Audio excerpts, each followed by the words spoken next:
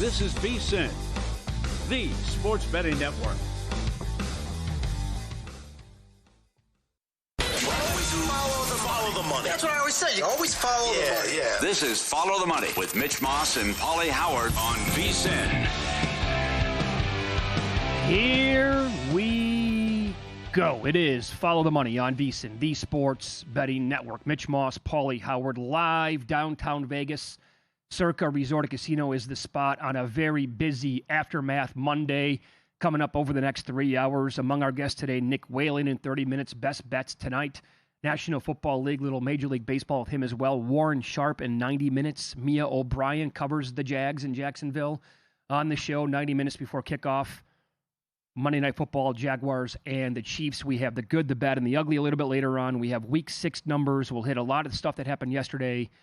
And we are dressed in our matching kind of like jerseys, sweaters, / hats for a very specific reason today. We'll tell you about that coming up a little bit later on. But, Paulie, my condolences go out to you and everybody else that had the Arizona Cardinals in Survivor and beyond yesterday. I think we have now officially seen everything.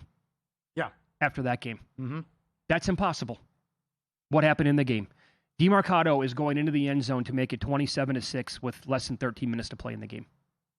And then for the second consecutive week, we see a guy not want to hang on to the football. I would, if I am a coach in the NFL, I would have a symposium, or call it what you will, a retreat before the season starts every single year, and I would show them nonstop highlights from the best running back to ever play the game, Barry Sanders. You see this guy? He scored 100 touchdowns in his career. He will be better than you can ever dream of playing this sport. And he walked up to the referee and handed him the ball every single time. But you have to be a jackass and fumble it at the 1 yard line and it goes out of bounds. I will never understand this, ever. Yeah. There needs to be, whether you get up in front of the whole team and say it before the season, you should have addressed it after what Mitchell did for the Colts. Bingo. Why this happens on a regular basis. There needs to be ramifications where you just flat out say you're cut. I don't care who you are. If you're going to be that stupid, you're gone. But I don't. It keeps happening in college and the NFL. And it's whether you hit a home run and forget to touch home plate. Again, I can't think of the comparison. Why we do something like this. Because you see he starts slowing up at the 20-yard line and then drops it at the 1. It might be a clue that the Tennessee guy's chasing you, that maybe something's up. And then he watches it roll through the end zone as well. After the game, Murray said it's the last guy I would have thought would have done that. He has a high football IQ. I can't believe it. Handle it into him at the end. But it just, after it happened, but it's just incredible that you would do something so stupid because the game's over at that point. And you would you're fighting for a roster spot in carries and trying to have an impact now with Benson out and also Connor. And untouched, by the way, going to go 80 yards untouched. And you just blow it and give it up at the 1 yard line, which becomes a touchback. And then you knew Tennessee was going right down the field. Oh, no doubt. Right after that. And someone we know grabs plus 775 in play. I don't know all of them off the top of my head. It does seem when something like this occurs, the team ends up losing the game too.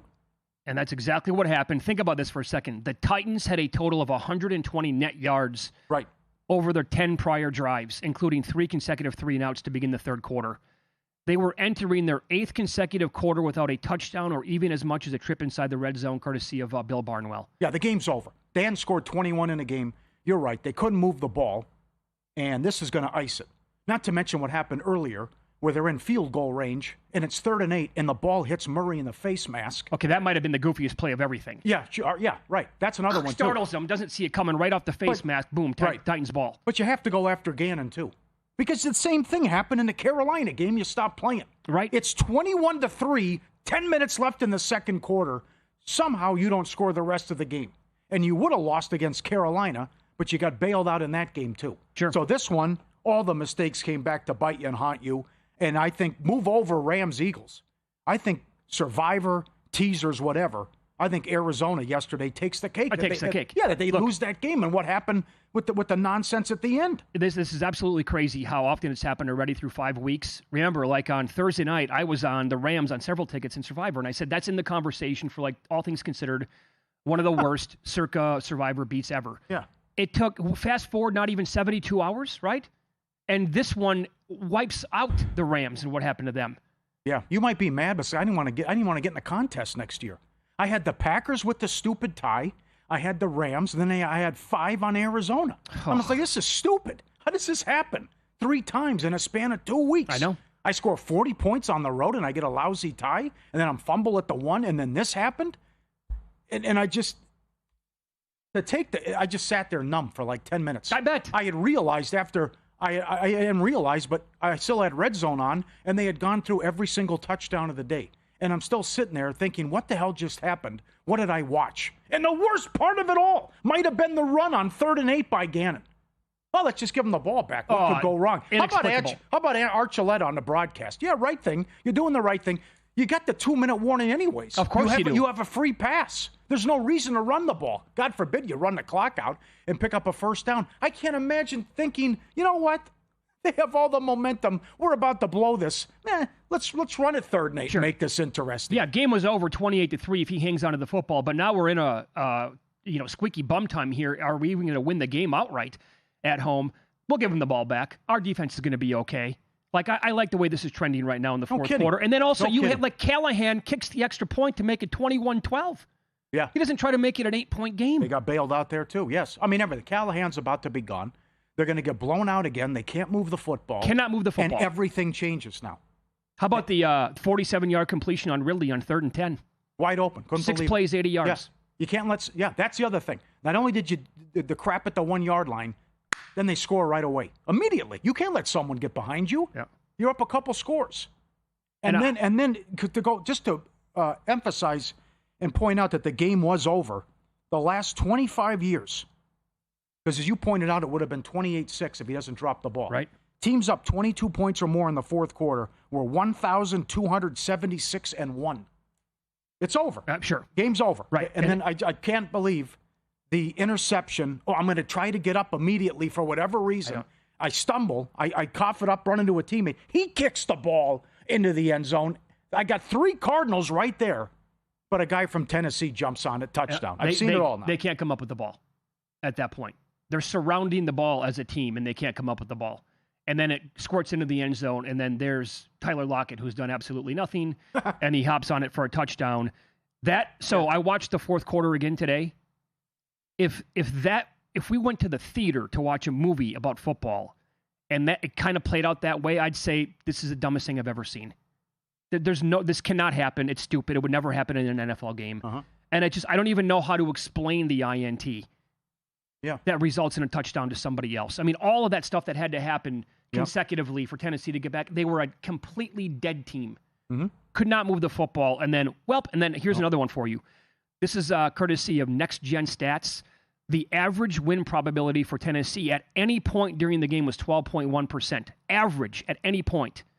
That's the lowest for any winning team in any game since 2016. The Cardinals scored touchdowns on 3 of their first 4 possessions. They got aided by short field and then completely took a snooze fest on offense the rest of the way.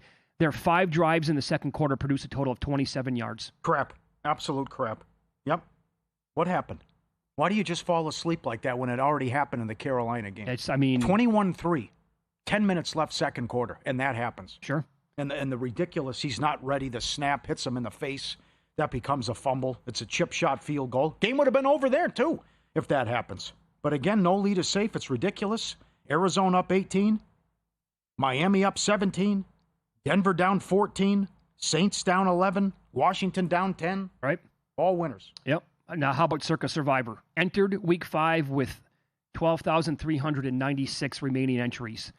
35-24 of them were on the Rams on Thursday night, 31-52 on the Cardinals, 756 on the Bills last night. The contest is now down to 4,669 entries.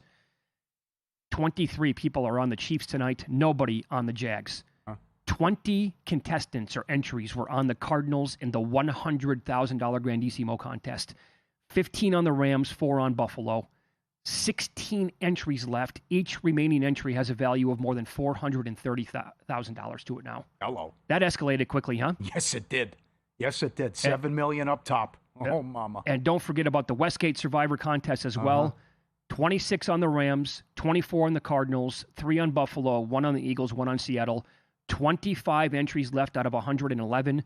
The pool is worth $550,000. Each entry there now is worth $22,200. The carnage finally showed up in week 5. Mm-hmm. Yes, it did. You knew it was coming at some point. Yes, it did. And the key is just trying to stay off those landmines, and you have to win the heart attack games. And I think that you probably had 2 heart attacks this week. Yep. I'm surprised not that many people are on Buffalo, but they go down as well. You could see that coming, too. Yeah, you could. After what happened with the Rams and Arizona, it's like, okay, well, you know what's the Bills are going to lose now, too. And that's exactly what happened. What a week. Oh, what a week. So sick. Absolutely sick. Do you think you're talking to your you're trying to go through this and teams you're going to pick, and then you just do a recap afterwards, and it's just like part of you feels like you let the other guy down, but it's like, what can you do? Like, look how you lost. I know. There's nothing you can do. Everything was set up beautifully. You had your path. I'm saving the Colts. I got the Titans coming up. I'm okay, and it's just Cardinals are clearly the right side. Yeah. Rams are clearly the right side on Thursday night. Yeah, I can't believe this. I just look at this picture, and I'm like, what are you doing? Something needs to be done here. Something has to be done. This can't continue in football. Why would you do this to yourself? Somebody explain it to us. Why are you dropping the ball at the 1 yard line? Right. You do everything in your power to get to this level in your career, and you want to cross the goal line. But then, no, let me get it out of my hands right before I cross it when I'm running. I think a couple viewers are right with the tweets. It's hitting a home run, and you're ready to celebrate, and you forget to touch home plate. I don't understand it. Ghost ride the whip. I don't There's know what another it good is. one. You look. What's the gain? What are you gaining by doing this? You look cool. I don't get it. Another thing that had Paulie so frustrated over the weekend that he turned the game off. Find out why next here on VSiN.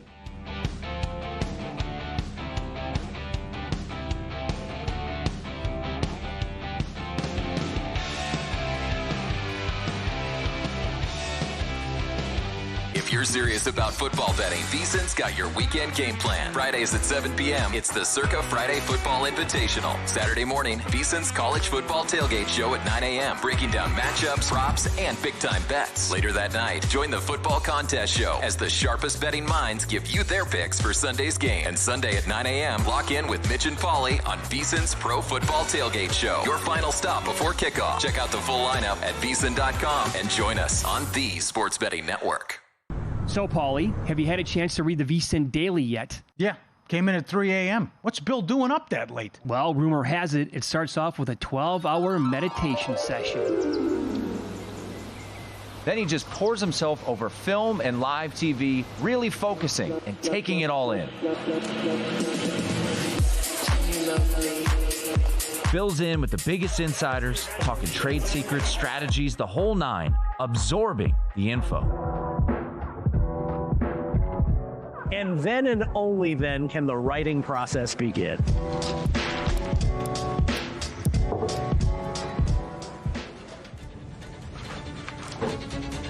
In Las Vegas, Bill's late night becomes your early morning. Wake up to the very latest betting insights in your inbox with the VSiN Daily. Sign up for free at vsin.com/newsletter. Responsible sports betting starts with a game plan. That means stick to a budget. Keep it social by playing with friends. Learn the game and know the odds. Play with trusted legal operators. And if you need help, reach out. If you're getting in on the action, visit haveagameplan.org to learn more.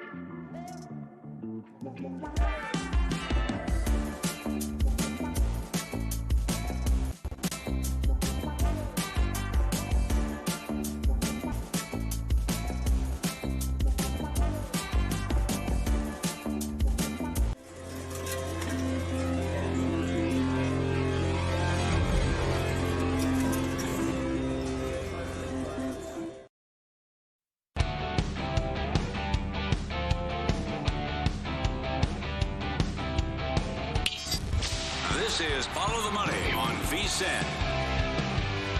Monday Night Football game tonight. I got to tell you, pretty sexy.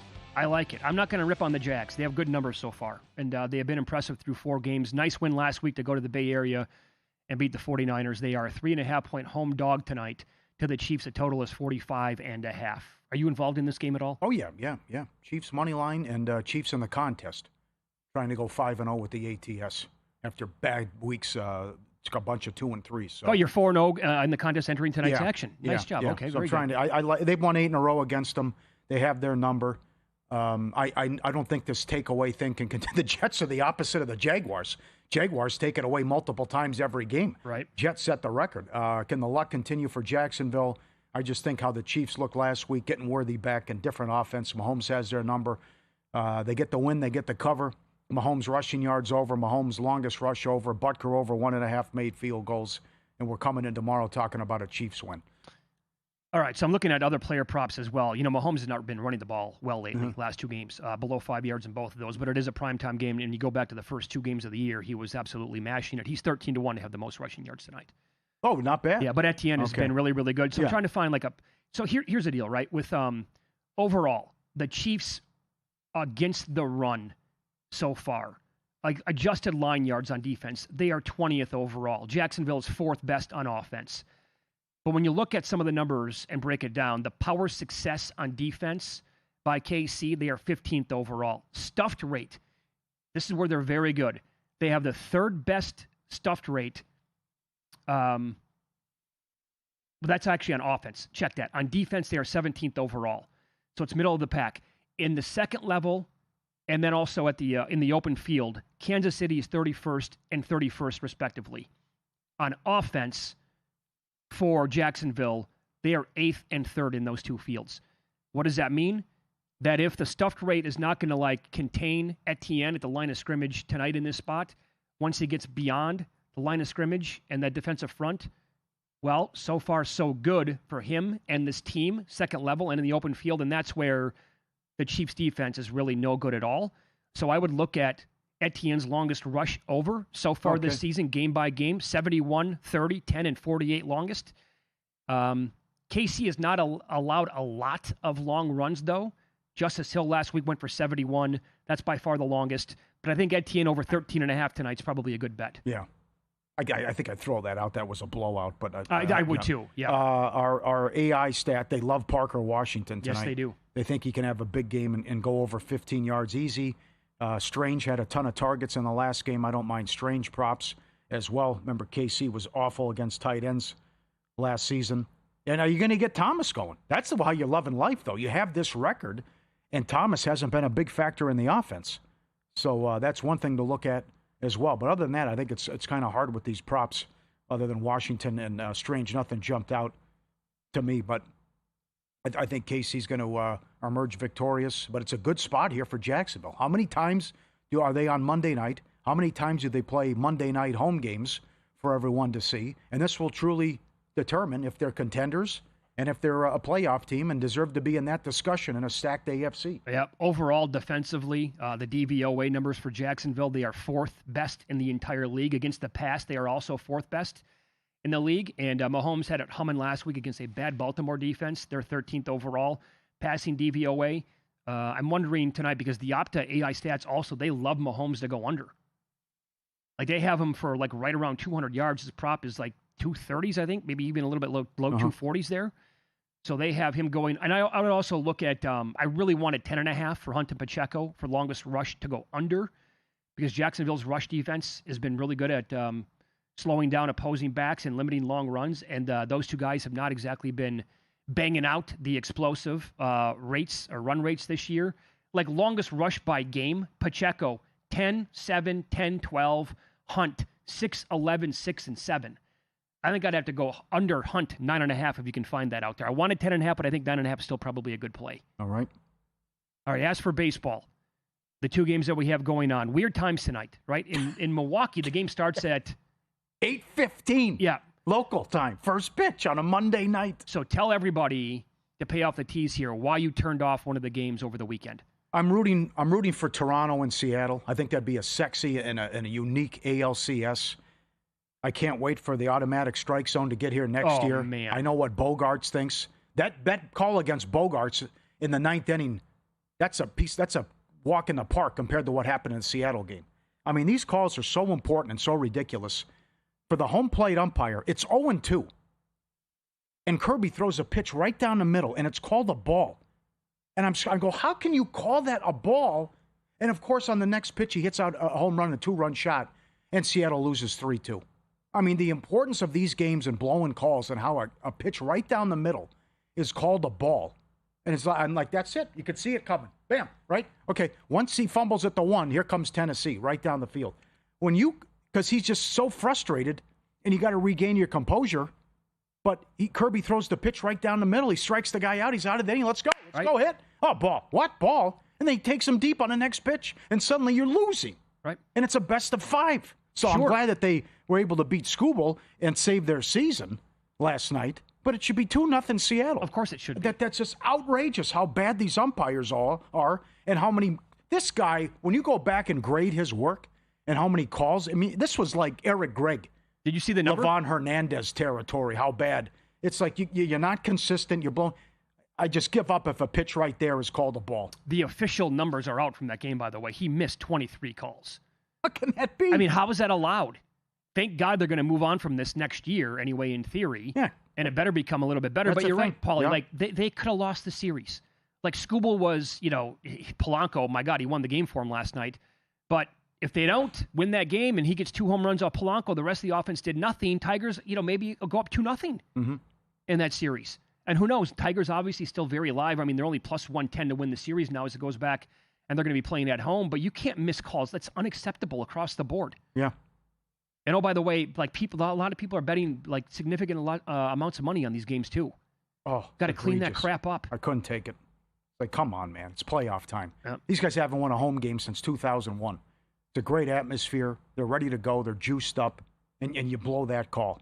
It's right there for you. No, ball. I missed it. And then the kid hits a home run. So how about the Dodgers down to like plus 210 now to win the World Series? Yeah, I'm surprised they're favored tonight. But then again, the game 1 wasn't fair. How about Ohtani, Glasnow, and Sasaki? Sasaki, good luck, right?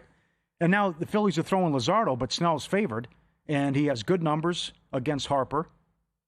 The big bats for the Phillies didn't show up in game 1. And then, of course, they blow the lead when good call by Jensen Lewis that you can't trust this Phillies bullpen either. And what happened? And then Hernandez hits the big bomb.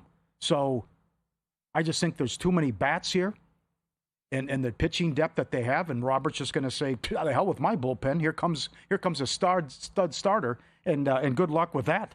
Sure. And by the way, that's a huge benefit here for the Dodgers that they had a day off yesterday. Because now if you want to, again, no problem, right? Why not trot Glasnow back out there if you want to? Like if Snell goes 6 strong and they're in the lead, you can go Glasnow for maybe 2 innings again and right into Sasaki, no problem. Yep. I saw Jensen Lewis mention this too. You go back the last 3 years in the divisional round, you win game 1, you're 11-1, winning the series. So that's been a nice run. It is set up beautifully here for the Dodgers in this game. Yes.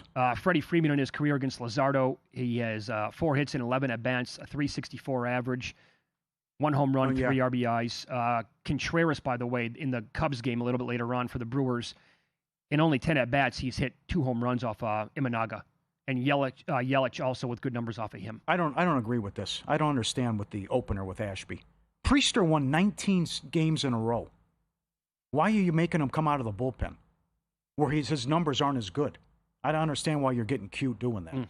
So you go Ashby probably 1 or 2 innings, and then you'll go with Priester. And then you get the Cheerio news. I mean, come on.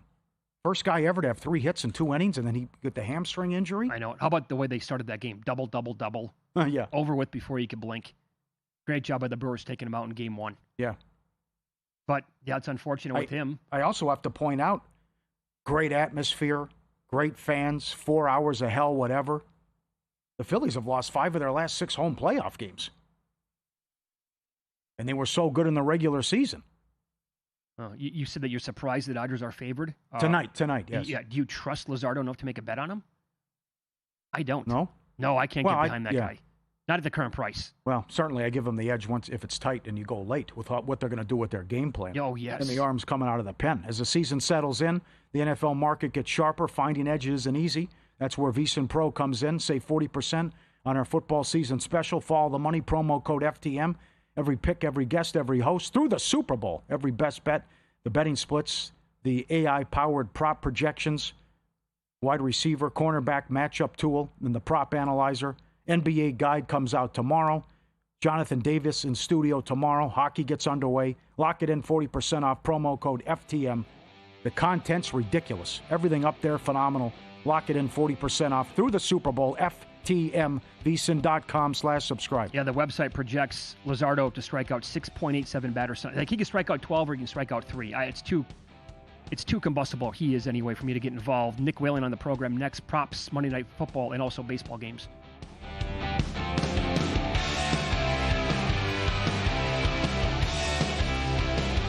Got a good thing coming, so wait and see. It's a good.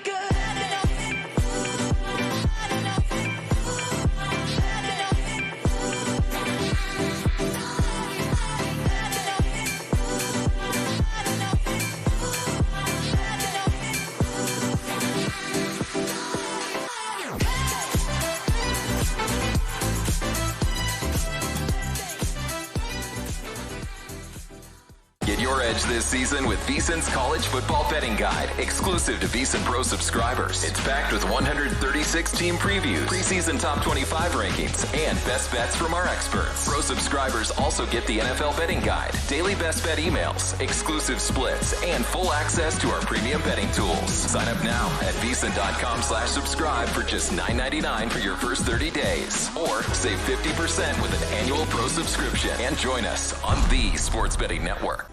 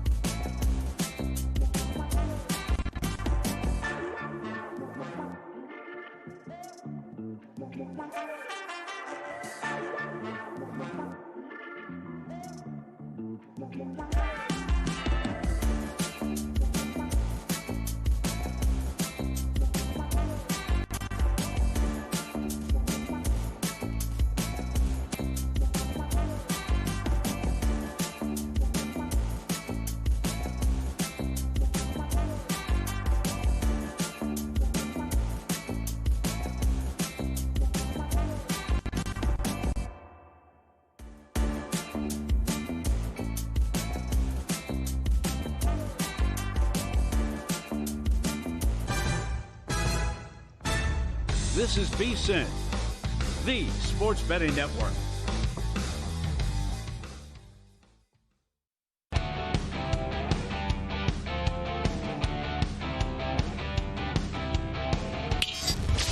This is Follow the Money on VSiN.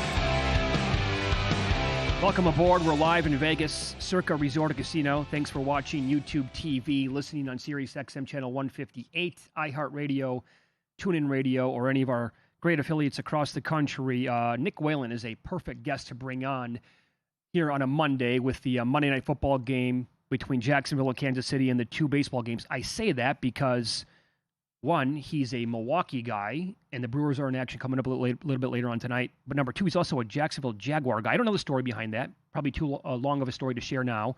Yeah. But, Nick, thanks for the time. Do you have faith in your Jacksonville team tonight against KC? Look, I have more faith in this Jaguars team this year than I would have in a matchup like this, anytime probably over the last decade or so. You probably have to go back to 2017, that year where they could lean on the defense and find ways to win a game like this. At the same time, guys, I'm on the Chiefs tonight. Played KC -3. I know we're on the road. I know it's Monday Night Football. The Jags are wearing the throwback uniforms. It's Trevor Lawrence's birthday today. So maybe there are a lot of external factors that would push you toward Jacksonville, but I do think this 3-1 start, which should pretty easily be 4-0, by the way, losing that game to Jake Browning a couple of weeks ago where he threw 3 interceptions coming on in relief. I think it's still a little bit smoke and mirrors. I think the defense is very real. I think the improvement on the offensive line has been maybe the biggest shock for me year over year. At the same time, I think Jacksonville is still winning these games. I wouldn't say despite Trevor Lawrence, but I don't think Trevor Lawrence is the reason that the Jaguars are sitting at 3-1. And I think this is the type of matchup where you need a big game out of Trevor Lawrence. I don't know if they're going to be able to have that same level of success on the ground against this Chiefs defense. I thought KC came out, played a disaster game defensively week 1 against the Chargers. I think they've been a lot more buttoned up these last 3 weeks. I think they'll be ready for Travis Etienne. They'll be ready for Bashal Tutin on the ground. And at some point, Liam Cohen is going to have to ask Trevor Lawrence to go out and win this game.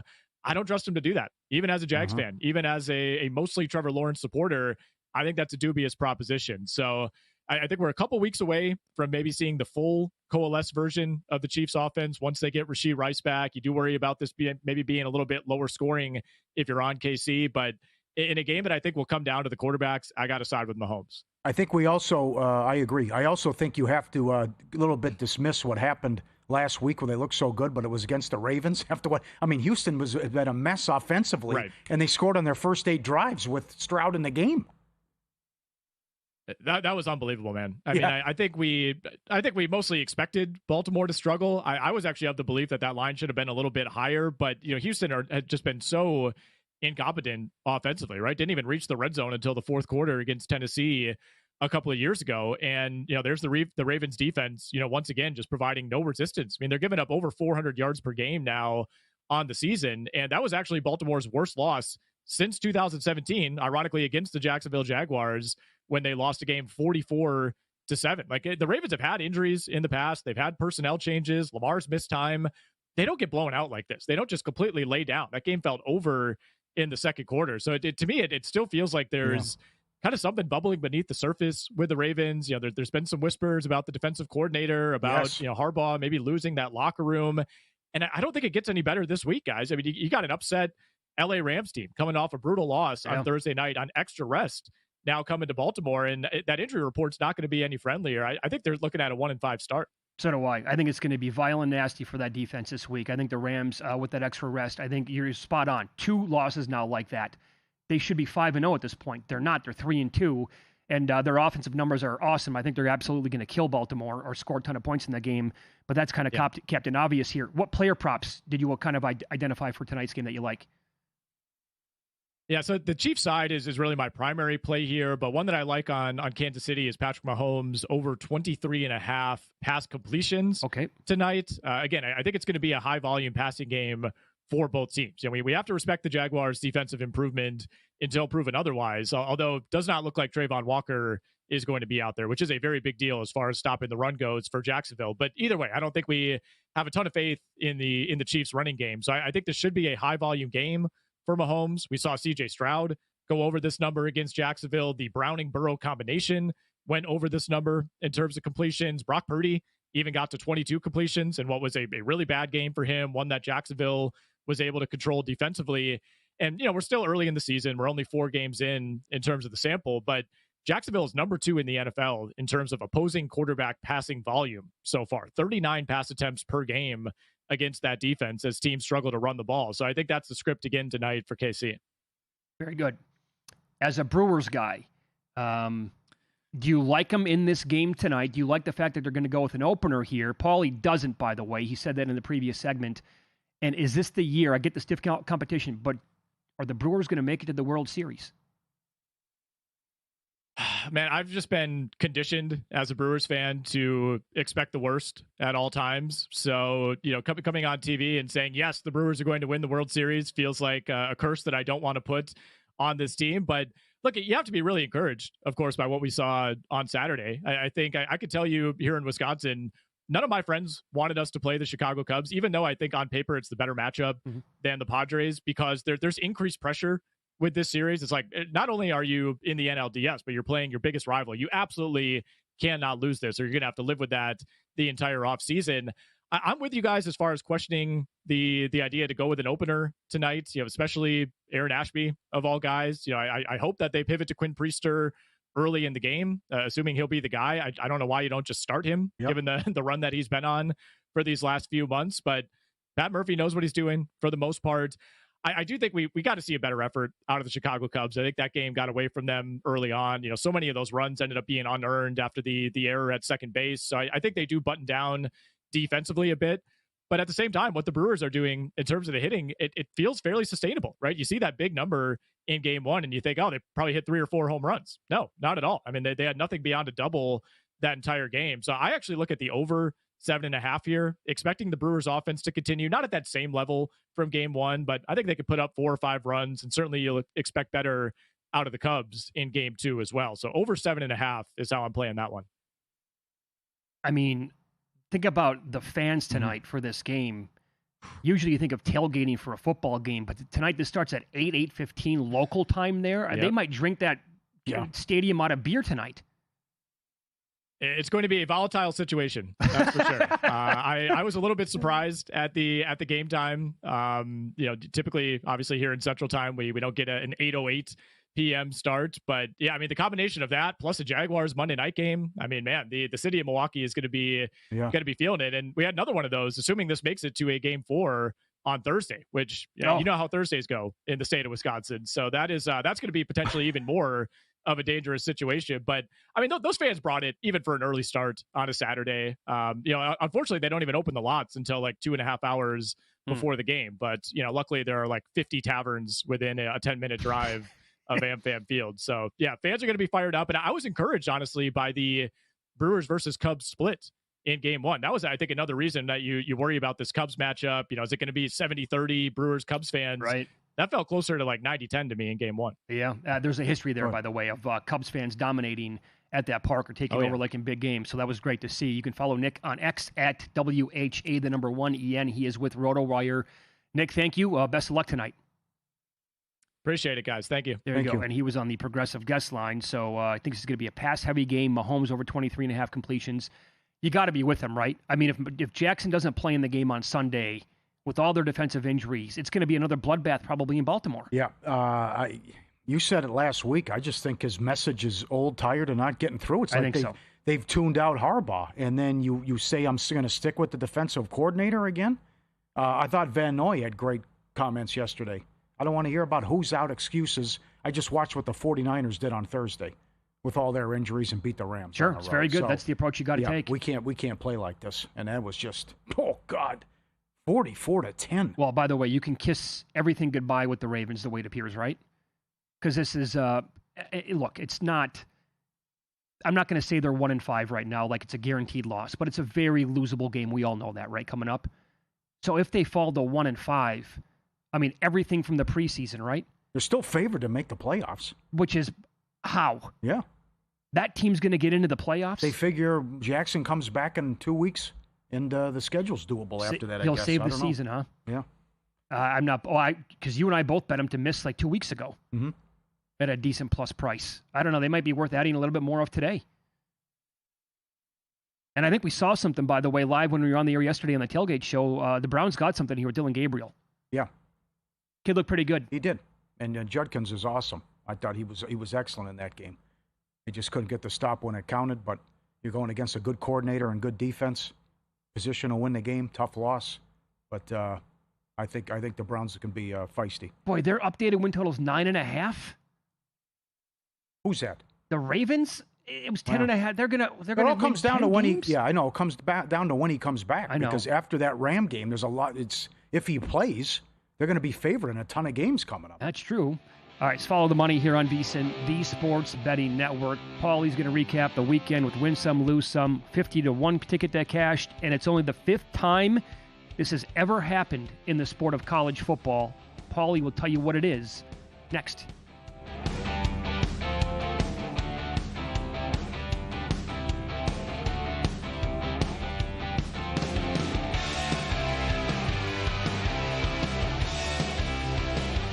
As sports fans, we may cheer for different teams, but there's one thing that we can all agree on.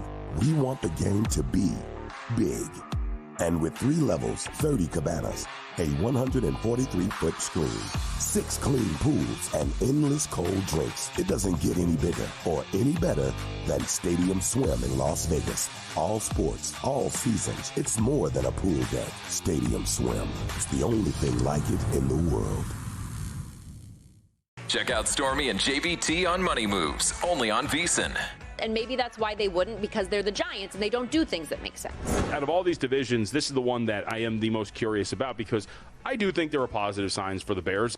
They'll take you on a fun, fast-paced journey, weaving in everything you need to know to make an educated bet, while also not shying away from the excitement of a same-game parlay sweat. Money Moves, weekdays at 2 p.m. Eastern on VSiN, the Sports Betting Network.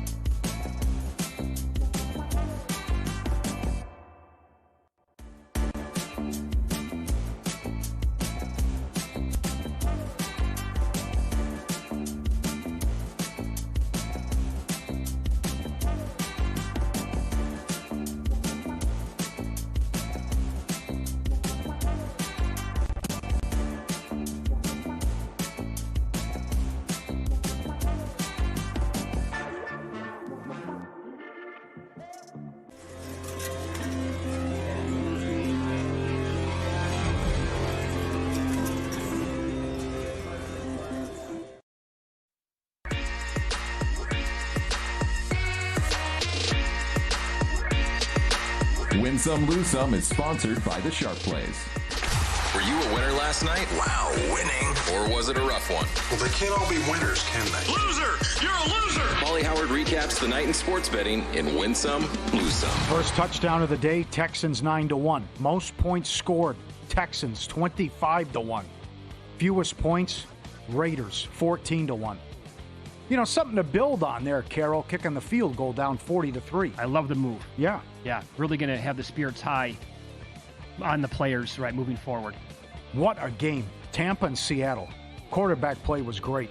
Mayfield, 29 of 33 for 379. Woo! 14-1 high game, lowest scoring game. Commanders, Chargers, 14-1. What happened there? 10-0 Chargers early, and that was it. Herbert turning the ball over again. Tough. Most passing yards, Mayfield 8-1. Most rushing yards, Dowdle 50-1. Come on, Miami. That's embarrassing. 200 yards, and he's ready to go next week against the Cowboys. File that away. Most receiving yards, Ibuka 12-1. He is even money now. Good. He should be odds on. Offensive Rookie of the Year.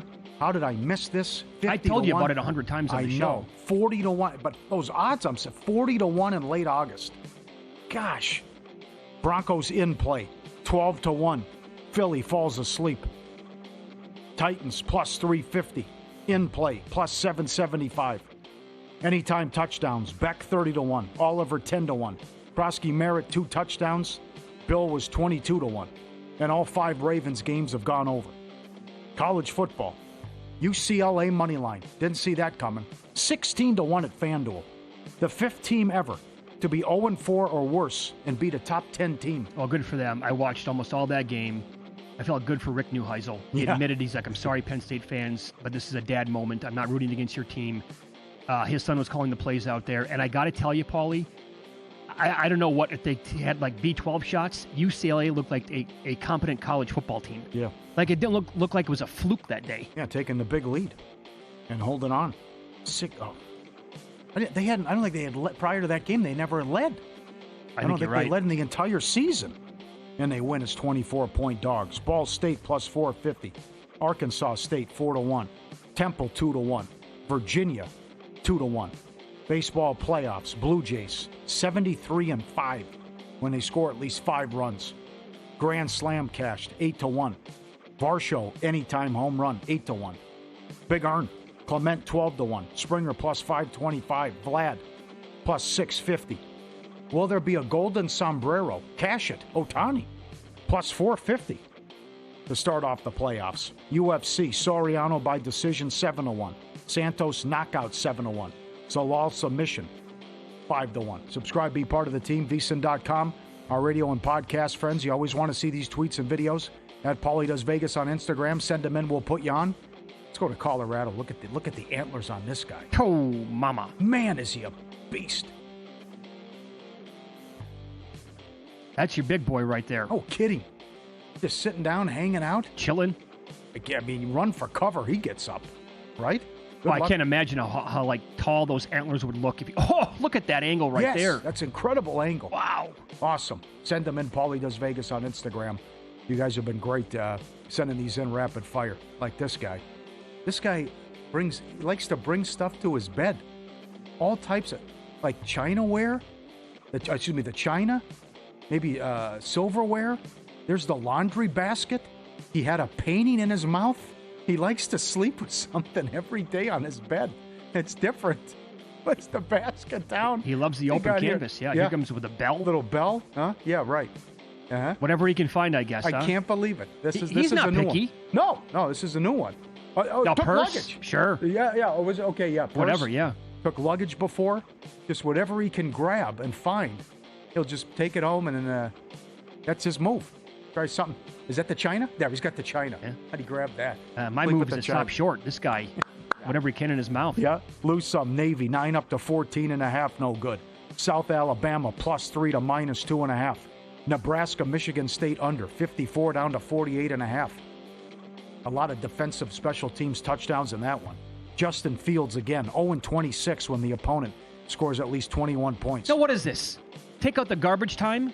The Jets twice this year, they can't score against the Bills. And then yesterday, Like, what am I watching here with the offense against that putrid defense? Couldn't move the ball against Dallas. ESPN had an article, it's the 8th worst pass defense through 4 weeks in NFL history. Can't move the ball. Buffalo, Eastern Michigan over 48 up to 54, and Florida from 7 down to 3.5. Bad for the books. Beats. Did you see the Colorado finish? Colorado catching 13.5, 14 with 9 seconds left on 4th down and up 7. TCU threw the ball for a touchdown. You know what? Somebody reminded me of this yesterday. There was a great angle here that if he had a chance to run it up on Dion, he was going to revenge for a couple of years ago. Yeah. First game of the year. Coming back. In like a shootout, and he was talking bleep after the game. How about the Vandy beat? Alabama. Alabama puts it in. The touchdown. All bad. Covered What's the number. point of even running the ball right there? I know. Covered Game's every over. number. I couldn't believe it. Buffalo, Eastern Michigan under. Wouldn't take the knee. Ran it in late. Also, teaser, money line, and survivor. Arizona Cardinals. I've never seen anything like it. Sick beat. That takes the cake. All time. Between dropping the ball at the 1, giving up a quick score, Ridley gets behind you, 3rd and 8 in field goal range, the snap off the face mask, then the bizarre interception that somehow becomes a touchdown. 3rd and 8, we're good. Just run it. We'll get a stop. Paulie, can you imagine if that's like week 16 and 35 people are left in Survivor and it plays out like that? Yeah. We got to file this one away. I mean, we're never going to forget it. How can you? Before the line moves, the sharp place is already there. They don't just follow the market. They help move it. You're not going to outsmart billion-dollar books or full-time sharps on your own with the sharp plays you don't have to. Powered by advanced AI and plugged into trusted insider sources. They deliver the edge serious bettors use every day. Free reports, real-time alerts, market-moving insights straight to your inbox or X-feed. They've been at it since 2011. Documented results, public logs, transparent receipts. SharpPlays.com. Trusted by pros. Watched by the books. Visit SharpPlays.com and stay ahead of the line. Sharp Plays. You can always email the show. It's ftm@vsin.com. By the way, top of the hour, we'll get into Week 6 numbers, National Football League. This is from Roselle? I don't know what the name is. Sorry. Stat of the day. At one point yesterday, Jamar Chase was tied for the team lead in tackles with 3. I saw that. All coming on Browning interceptions. Yep. How bad is that team? Yep. He's considering a quarterback change now. I think he has to. Oh, I mean, the guy's he's played a couple games and he's second in interceptions to you know who, as Gino keeps turning it over. There needs to be a quarterback change there, too. They have to make the call. Come on, he's killing you. Yeah, he really is. And I got to tell you, like, you know, a lot of people will say, well, this good coach, right, made it to the Super Bowl. Zach Taylor did not make it to the Super Bowl. He was carried by you-know-who, Joe Burrow. Yeah. So the idea that this guy is some guru or some really good coach, get lost with that. He stinks. And then the guy from his tree, Callahan, we saw a miracle yesterday with Tennessee. We all know that he's probably the worst coach in football. Like, are these a lot of the guys from that tree?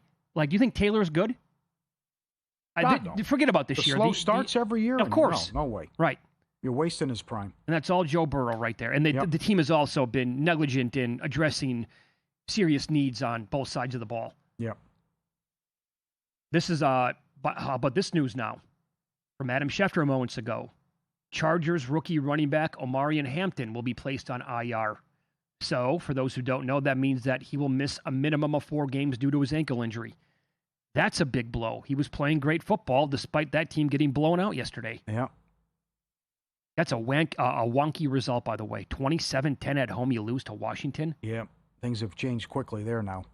And they better go beat Miami. And I know Ross let McDaniel have it after that game. If they get blown out, that might be it. Because it sounds like Ross is ticked off. 17-0? That's another one. You can't beat Carolina? You can't, and you don't, you don't do much after that? Yeah, right? That's what's going to hurt us with these Waller tickets. They might win 3 games and be irrelevant, even though he's going to put up numbers. Yeah, I don't know if that factors in too much. I mean, maybe it does. Also, there are good candidates, by the way, but I think that he's like the ultimate candidate to win that award, the Comeback Player of the Year. And he was great yesterday. Mm-hmm. By the way, you can probably kiss goodbye like any decent number on him moving forward. Yeah. And I find him 29.5. Sorry. Yeah, sorry. And the Eagles just fell asleep, too. Yeah, they did. I mean, you let a team hang around, and a good team, they'll come back and bite you. And it was a great job by Peyton going for 2 in the win. And Denver gets a big win on the road. And again, the passing attack, and you can't get Barkley going. Bizarre result. That was PI on Goddard, though. I can't believe they didn't call it. Right. That should have been first and goal, Philly there. All right, Week 6 numbers coming up next. What a schedule. A London game. Only 3 games in the afternoon. A Monday Night Football doubleheader. And the opener for this game was 2 points shy of the look-ahead number, and that's based on 1 game. I'll explain why next here on Follow the Money. It's VSiN, the Sports Betting Network.